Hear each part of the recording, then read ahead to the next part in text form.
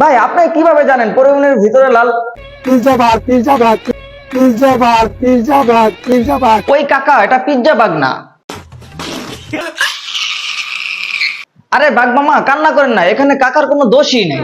মধু মধু মধু মধু রসমালাই রসমালাই। এখন এই লোকটাকে আমরা সবাই চিনি, যিনি তরমুজ বিক্রি করে ভাইরাল। ব্যাপারটা এরকম, তরমুজ বিক্রির জন্য বিভিন্ন ভাবে কথাবার্তা বইলা সে এখন ভাইরাল।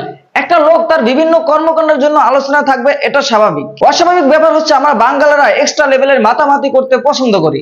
আমাদের মাতামাতির কারণে লোকটা তরমুজ বিক্রি করতে সমস্যার সম্মুখীন হয়। আমার 4 লক্ষ টাকা মাল ভাই করতে ভাই, আমি বিক্রি করতে পারবো। তবে তরমুজ বিক্রি আগের মতো না হলেও তিনি কিন্তু এখন পিৎজা বার্গার প্রমোশন করা শুরু করে দিয়েছে। পিজ্জা ভাগ পিজ্জা ভাগ পিজ্জা ভাগ মধু মধু মধু রসমালাই। পিৎজার পাশাপাশি সে এখন মোবাইলও বিক্রি করে। চাচা হেনা মোবাইল পিকচারে মোবাইল তরমুজের ভিতর হেনার পিকচারে মোবাইল পিকচারে। আরে কাকা, তরমুজের নিচের অংশ কাটা কেন?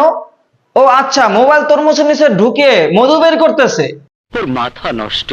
ব্যাপারটা ভালো লাগলো, বিভিন্ন শোরুম রেস্টুরেন্ট তাকে নিয়ে ভিডিও বানাইতেছে। খারাপ ব্যাপার হলো তাকে নিয়ে সবাই তামাশা করতেছে, মানে তাকে নিয়ে ভিউজ বিজনেস করতেছে। বলেন কি? এখন হয়তো তিনি আলোচনা আছেন, তাই সবাই তাকে নিয়ে মাতামাতি করতেছে। যখন আলোচনা থাকবে না তখন হয়তো কেউ খোঁজ খবরও নিবে না, এটাই স্বাভাবিক। সঠিক বলেছেন। এর আগে আমরা চোরা সিদ্দিককে দেখেছি, যিনি চুরি করতে গিয়ে ধরা খেয়ে আলোচনায় ছিল। এখন তার অবস্থান কোথায়? আমরা এমন কর্মকাণ্ড থেকে বিরত থাকবো যে কর্মকাণ্ড মানুষের স্বাভাবিক জীবনে ব্যাঘাত ঘটায়। কিছুই তো বুঝলাম না, এই লোক তরমুজ কাইটা ভাগ করে লাল অংশ দেখায় বলতেছে পরিমণি পরিমণি। ভাই আপনি কিভাবে জানেন পরিমণির ভিতরে লাল? আমিও জানি না, তবে আপনারা যেটা ভাবতেছেন আমিও সেটাই ভাবতেছি।